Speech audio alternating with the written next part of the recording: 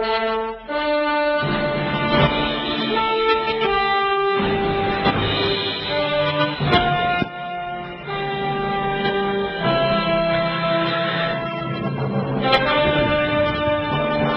the end of our last segment, before we went to the top of the hour news and commercial break, Jason was making a point about the deceptive nature of Islam. So before we commence on that discussion, let's you restate your position, Jason. Well, when you were speaking of the Muslim guy a couple weeks ago, and how, you know, there are those that are actively trying to misrepresent Islam to correct still have a gullible nation in terms of its academic institutions and media. In his particular case, he took two statements from the Quran to give the impression that Boko Haram had not read the Quran, and both of the statements that he took out of the Quran in context say exactly the opposite of what he was inferring. Just a deliberate lie. Yeah. And it just dawned on me at that time that, the Muslims in the West and other non-Islamic countries, they're essentially doing the same thing, whether it's actively or intentionally. Right. They're misrepresenting Islam by being peaceful, by claiming to be peaceful when the imam says, we don't preach violence here, and where they're claiming that they're peace-loving people and just want to be part of the community. One of two things is true with 100%. A Muslim part of the community here in Canada that apparently he hit his daughter so hard she died.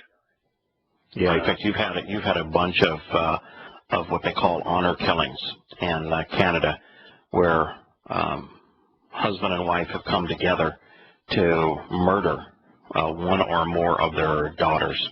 So no, it's pretty common. Young Muslim women have absolutely no rights in Islam, and therefore it's difficult for Muslim men to try to raise their daughters in particular in a non-Islamic country, because the rights that women are afforded in a non-Islamic country are so radically different than what they have. I think you have just two groups of Muslims in the West. Those that know the truth about Islam, which means they're a good Muslim. They've read the Quran, they've read the Hadith, they know that Muhammad was a ruthless terrorist, and they know that Allah only allows jihadists into his paradise. They know the truth, and therefore they're deliberately lying. The Muslim man, Muslim guy, he's a deliberate liar. He knows the truth. He makes a living by lying. And in Islam, those who lie on behalf of the religion are considered good Muslims. The Islamic view online is the antithesis of the view that Yahowah wrote and etched in stone. The second is that within every religion, there's very substantial number of people who haven't got a clue. They really don't get a clue. If they do go to a mosque, they just go because that's how they were raised, and they go and they bow as they were told to bow, and then they leave. If they fast at a particular time, they're doing it just because this was the tradition. They've never read the Quran. They've never read the Hadith. They've got no clue who Muhammad was. They're really bad Muslims.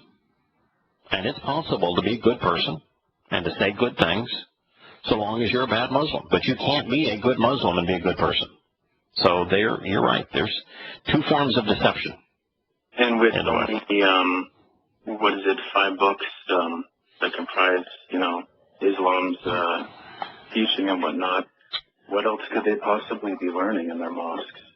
Yeah, it's true that there's only 5 books that were compiled within 200 years of Muhammad's death. and those are the Quran, which appeared in writing a little over 100 years after Muhammad's death. The Sirah, which is the biography of Muhammad, compiled by Ishaq, about 125 years after Muhammad's death. And the Sirah by Ishaq presents Muhammad as a ghoulish thug, as a sexual pervert. So, I mean, it is horrendous in his presentation of Muhammad. And then you have Tabari's Hadith collections, his Tariq, which is the history of Islam's formation. He was the foremost Quran scholar of his day. In fact, his commentary on the Quran is considered the best ever written in Islam. And he compiled a history of Islam by putting Hadith in chronological order. He did so about 175 years after Muhammad's death. And then you have two topical collections at the same time, one by Tabari, one by Muslim. Those are the only 5 sources compiled within 200 years of Muhammad's death. There is nothing more to Islam than that. Anything else that you would throw into the hat is even further removed from what he said and did. And so if you're going to be teaching anything about Islam, all you've got is those materials, and those materials are uncivilized. They're grotesquely immoral. They're perverted sexually. They endorse terrorism. It's a declaration of war on all humankind. You can't deliver a sermon from the Hadith or the Quran that would encourage good behavior. Can't be done. Yeah, and I was particularly disturbed the last couple of days just when I learned that this guy, who apparently was a Muslim, who struck his daughter, ruptured a vein in her neck, and I believe I heard that it basically caused her to die. Well, she did die, but it was from maybe circulation to her brain or something like that. And he was sentenced to 60 days. Wow. Wow. You murder your daughter, and you get 60 days in jail. Well, they chalk it up to an accident, you see. Yeah, but you know, even if it was reckless endangerment or involuntary homicide, when it's a physical blow, when a man strikes a woman, and here he's striking his daughter, he's strong, she's vulnerable. When a man strikes a woman and she dies, even if you can't claim that he had no premeditation in terms of striking her. You can say, well, he just meant to punish her, but not kill her. It's still grotesquely inappropriate for a man to strike a woman that hard. I can't even fathom how he wouldn't get less than 10 or 15 years. Yeah, the blood kind of left my face there, and I was thinking, how can that possibly be a sentence? Yes. For that kind of crime? And that kind of crime. I'm going to run something by you, Yada.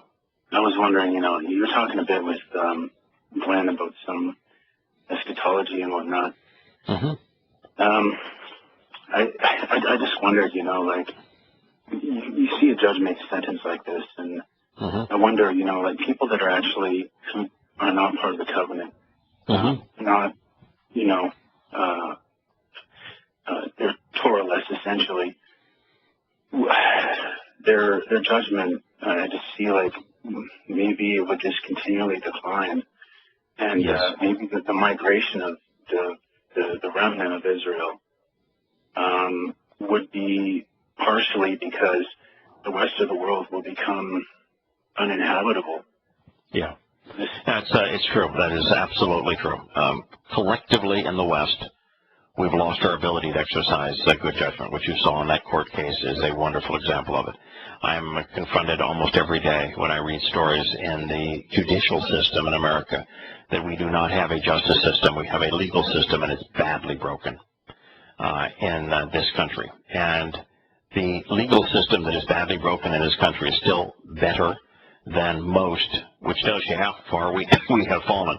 It is going to be true that Yahowah in the second half of the 18th chapter of Yahshua says specifically that he has to remove his children from America to protect them in Israel, that we become so grotesquely immoral here that God himself has to remove his children from this country. Is that for me? I wouldn't mind looking that up.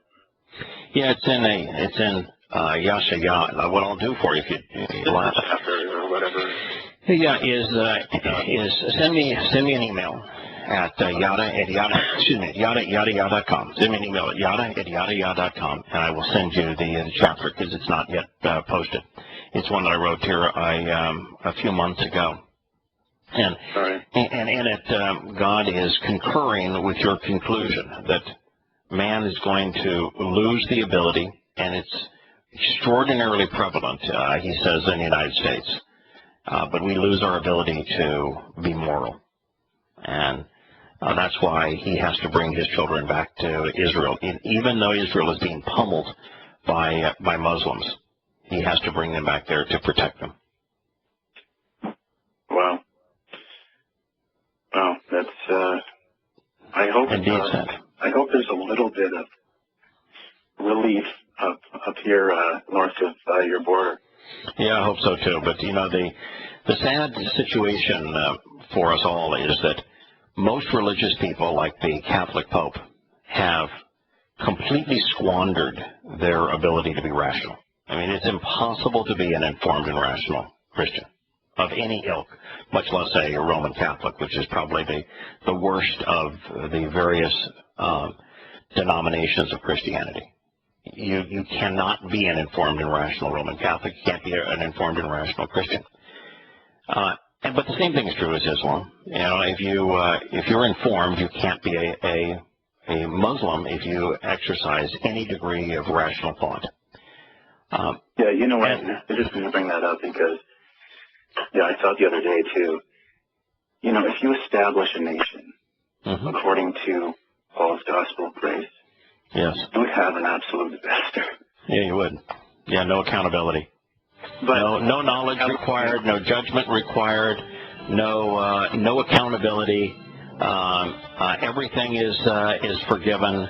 Yeah, you would. It's so hypocritical because he condemns all sorts of behaviors and tells people they have to obey him, and then he says everything is forgiven. You know, we also have the problem of the educational system with socialist secularists also losing judgment.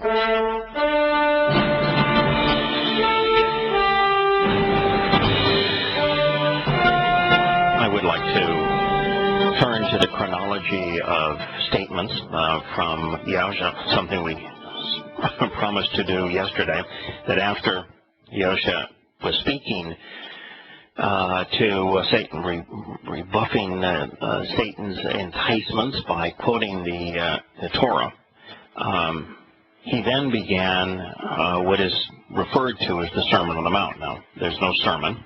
It was a instructive presentation on the Mount. It's the first public presentation. It's the longest speech he makes. It is the one of many parts of Yahushua's testimony that there is no Christian that wants to consider. What he had to say completely destroys the myth of Christianity. So the first words out of his mouth, in his first public declaration, in his longest, most comprehensive presentation of who he is and what he's doing, has him completely destroy the credibility of a religion that would claim to be based on him. He began, "You should not think or assume that I actually came to tear down, invalidate, put an end to, or discard the Torah or the prophets. I actually came not to create a division. I actually came not to create a division, to dismiss or to invalidate, to discard, but instead to completely fulfill, to proclaim, to complete, to convey the true meaning, to liberally supply them.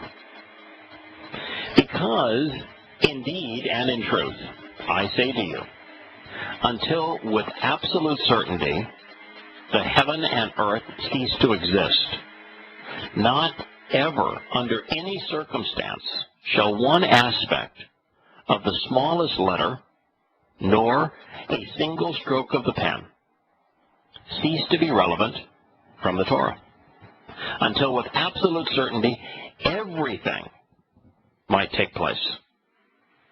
Therefore, whoever may at any time dismiss or attempt to do away with one of the smallest and least important of these prescriptions and instructions, which are enjoined, and he may instruct or indoctrinate people likewise in this manner, he will actually be provided the name and will be judicially and legally summoned as lowly and little in the kingdom of heaven.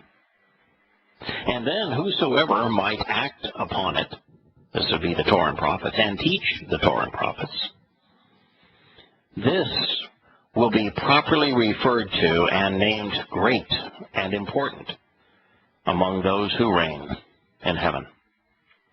This is Matanya, which means Yahweh's gift, 5:18, 17, 18, and 19. Christianity can't survive those words. Not in an informed and rational world. And yet Christians will say, all right, you know, what he meant by he came to fulfill the Torah, he did away with it. And think about how stupid you'd have to be to make that claim in the midst of what I just read. How to make the claim, when he said he came to fulfill it, that meant he was doing away with it. In the midst of a statement where he says, don't think for a moment that I'm coming to do away with the Torah. Don't think for a moment there'll be any aspects of the Torah that will be annulled. Even the smallest letter or the stroke that comprise the letters of the Torah while the heavens and earth exist. And you would take that from its context to say, well, yeah, what he was doing was just contradicting himself. I mean, again, to be a Christian, you have to either be ignorant, which means you do not know what Yahusha said and did, or you have to be irrational, that you know that he said this, but that you can't process it rationally, that you are unwilling or unable to go where this leads. And this is as clear as words allow. You can't be any more direct than this. This is absolutely unequivocal. And it's written down by an eyewitness. The person who wrote this down was one of his disciples. This is from the book of Matanya. There is absolutely no way to do away with this. This is his longest speech, his first speech, his most comprehensive presentation, and he begins by saying, do not think that I have actually come to tear down, to invalidate, to put an end to, or to discard the Torah or the prophets. And yet, 2/3 of the message in Christendom's New Testament claims otherwise. Half the letters written by Paul.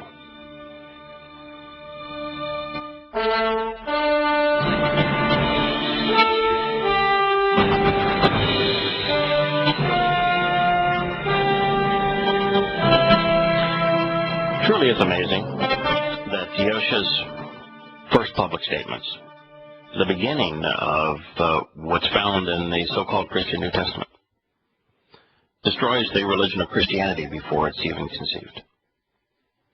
And that you have testimony here from the individual that Christians mistakenly think is the creator of their religion, the one that they pray to, although they don't know his name.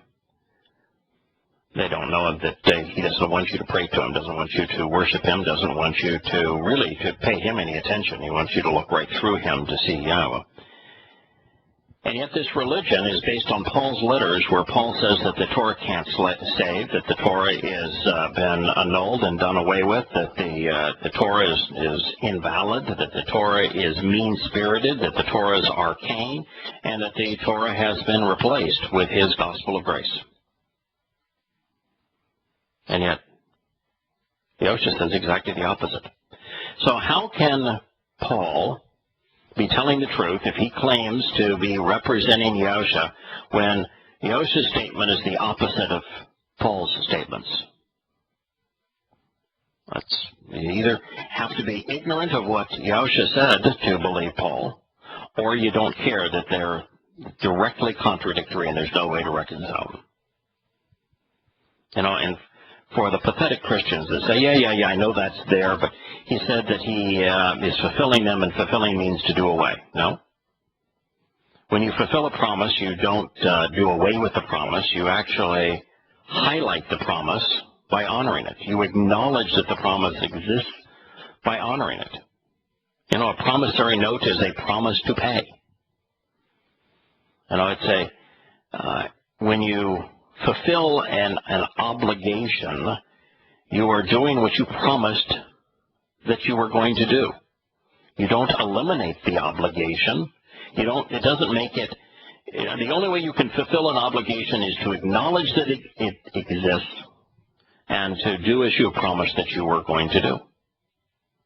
Now, in terms of the Torah's promises, there are many Torah promises that have not yet been fulfilled. You know, and I would say that you're dealing probably with half of them. In terms of the Mikra themselves, the first 4 have been fulfilled, the last 3 have not. And he says that this Torah is going to remain full in effect until they're all fulfilled. And there are so many promises, so many prophecies, so much information as to what's going to happen over these next 20 years. It's materializing before our eyes, but it's a long way from being fulfilled. And so, in context, here's Yahowah's first public statement, and he says, he begins with a line that is the antithesis of Pauline doctrine, the antithesis of the Christian religion. The Christian religion hates the Torah. It pays no attention to the Torah. It looks at the Torah as an arcane set of laws that have been annulled, that no longer have any value, and that were never intended for them. And yet, the very individual that they claim is the founder of their religions said, you should not think or assume that I actually came to tear down, invalidate, put an end to, or discard, to katalu, to dissolve, destroy, disunite, subvert, overthrow, abrogate, weaken, dismantle, or abolish, releasing or dismissing any of the implications, force, influence, or validity of the Torah or the prophets. I actually came not to create a division, to dismiss, to invalidate, or to discard, to dissolve, to destroy, to disunite, to subvert, to overthrow, to abrogate, weaken, or dismantle the Torah and prophets, but instead to completely fulfill. It is interesting, by the way, that the fact is that Yahowah was having this conversation in Hebrew, not in Greek, and all we have is a translation of it in Greek, and the reason that is so is that rabbis around 70 and again around 133 to 135 went to war against those who acknowledged that the Messiah Yahowah was the living embodiment of the Torah, and they burned every copy of Matan Yah that was written in Hebrew. In fact, the Talmud is filled with statements as to how they hunted them down and burned them. The copies of this book that were written in Hebrew. So all we have now is a translation into Greek. And yet the words in Greek are absolutely unequivocal. The point I wanted to make in terms of this last part is that Yosha is speaking of the Torah and of the prophets. And yet when he's talking about not creating a division, not dismissing, not discarding, it's not them, but it's it, singular. And that's hard for us to process in English because we think of the Torah and the prophets as separate things. And he says, I did not come to invalidate the Torah and prophets, it. I came to fulfill it, not them. Now, the only way that the Torah and prophets are an it, singular, is if God views that his testimony from beginning to end, in the beginning in the book of Bereshit and ending in the last of the prophets, whether it's Zechariah or Malachi, is one indivisible communication. That's one of the two explanations. That God views that what he began in Bereshit, in communicating the opening book of the Torah, all the way through the last of the prophets, which would either be Malachi or Zechariah, that is one single, united, inseparable entity.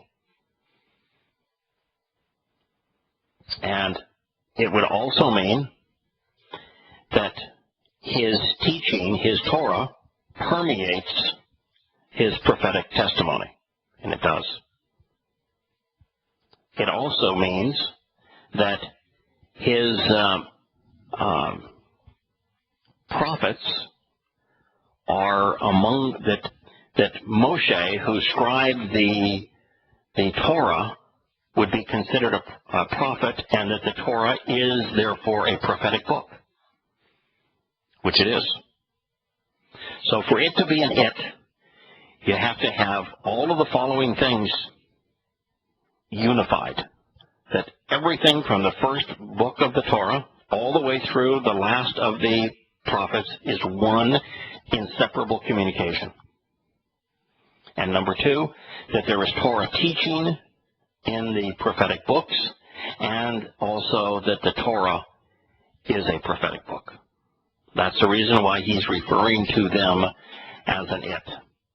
But I did not come to create division, to dismiss, to invalidate, or to discard it, but instead to completely fulfill it.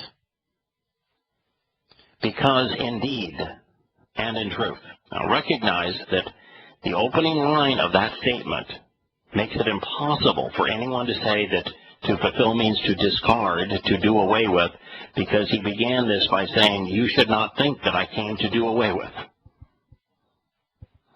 And the conclusion does the same thing. It precludes the Christian excuse, leaving them with no excuse, absolutely destroying the religion. And it's not mean to expose the fact that the Christian religion is destroyed by the testimony of Yahusha, because it's mean to leave people with false hope. That's what's mean. What's mean is to know the truth and not share it, to leave people in the dark, to not care enough about their souls to be willing to tell them the truth.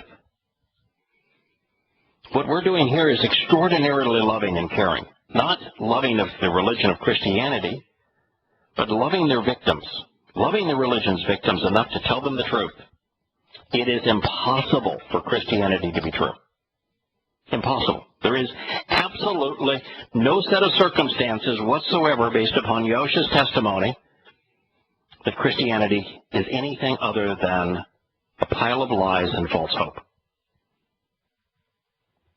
Because indeed, and in truth, I say to you, until with absolute certainty the heaven and earth cease to exist, not ever, under any circumstance, shall one aspect of the smallest letter or a single stroke of the pen cease to be relevant from the Torah, until with absolute certainty everything might take place. Last time I checked, the earth was still here. Last time I checked, the universe was still here. Therefore, not any aspect of the Torah has been invalidated. Now, this is really an interesting statement because it conveys something that is profoundly important to understand, and that is that at this time there were many aspects of the Torah that could not be honored as if they were rules that you had to obey. They couldn't be honored because the Levitical, which are really Lowy, priesthood at this time didn't exist. They were essentially replaced by those who usurped their authority called rabbis. And within just a matter of 40 years of this time, the temple itself wouldn't exist. So there was huge swaths of it that could not be done in the way that the Torah itself was explained to them. And so what you recognize at that point is that he is speaking of the Torah as being teaching, as being guidance, as are the prophets, filled with guidance, filled with teaching. There isn't a single stroke in the Torah that has been annulled. Well, the heavens and earth exist, which means that all of it serves to teach us. All of it serves to enlighten us. All of it serves to guide us. You know, even the descriptions of the measurements of the tabernacle, even of the furniture in the tabernacle and in the temple that no longer exist, even with the mercy seat, which is not accessible, even with the original autograph of the Torah, every bit of it can be learned from. Every bit of it's instructive.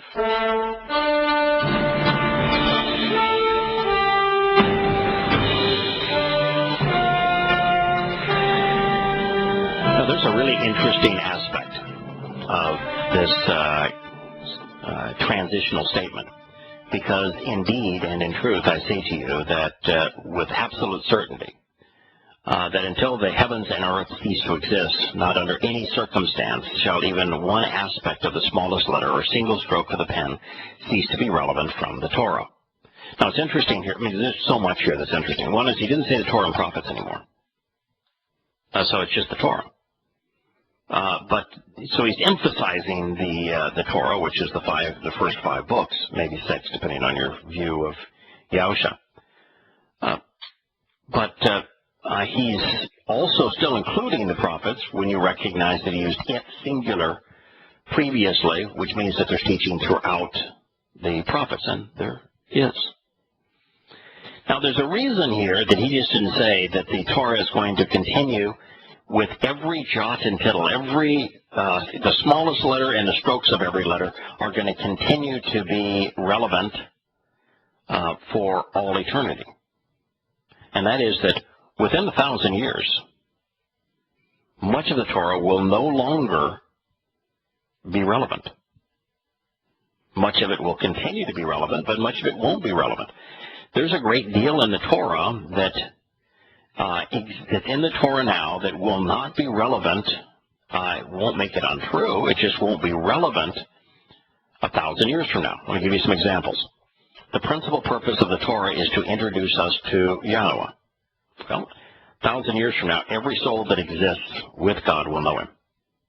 So introducing us to Yahowah is no longer relevant. It doesn't make what's there untrue. It's just we've already accomplished that goal with 100% of those who are now with Yahowah at the end of the millennial Shabbat. The second most important aspect of the Torah is to introduce us to the covenant and present the terms and conditions and the benefits of the covenant. Everybody that will be with God at the end of the millennial Shabbat will be a member of the covenant. They will have known the terms and conditions. They will have acted upon them. They will have already received the benefits. No reason to represent them. Doesn't mean that they're not valid still. They are valid, but there's no reason to present them. The 7 invitations to meet with God lead us from our imperfect world to God's perfect world. Now, I think we're going to continue to celebrate them throughout all time, but we're going to celebrate them based upon what they meant, and it's just an opportunity to have these wonderful parties with God and celebrate their relationship. But in terms of their purpose, which is to make us, A, immortal, we're already immortal, B, perfect, we're already perfect, C, adopted, we're already adopted, D, enriched, we're already enriched. God's going to put a copy of his Torah inside of us. And E, empowered, everyone is already empowered. Then you go to the fact that the Torah, like all fatherly advice, that was the point we spent so much time on yesterday, that the Torah, like all fatherly advice, also has the consequence for doing things that are not conducive, that are not healthy, that are not beneficial. Well, there's no reason to tell us what the consequence is of choosing to ignore or rebel against God's instructions, when in fact that everyone has chosen to accept them who has survived. So why even, there would be no purpose, in fact it would be counterproductive to have those aspects of the Torah's guidance go forward. So there will be a Torah lowercase t. It won't contradict any aspect of the existing Torah, but what it's going to do is eliminate those things that no longer have a function in eternity amongst God's children, and it's going to have to add a great deal. And that is, it has to add the kind of things that will enable us to continue to exercise free will without doing stuff that endangers us or others. You know, we're going to be playing with enormous power and be able to explore the universe. I don't know in eternity whether or not it would be dangerous for us to approach a black hole. Don't know. I don't know if it would be dangerous for us in the spirit form to investigate how a star creates its light. I don't know if it would be, if it's how we would go about examining the building blocks of matter. I don't know how we will be able to interact with life forms without potentially endangering them. And so we're going to need that kind of guidance. And our Heavenly Father is absolutely going to give it to us. So when he writes his Torah inside of us, there's going to be a variation of his Torah that is perfect for the millennial Shabbat, and there'll be a variation of his Torah that goes for eternity thereafter. We'll return to this passage tomorrow or on Monday. May God bless.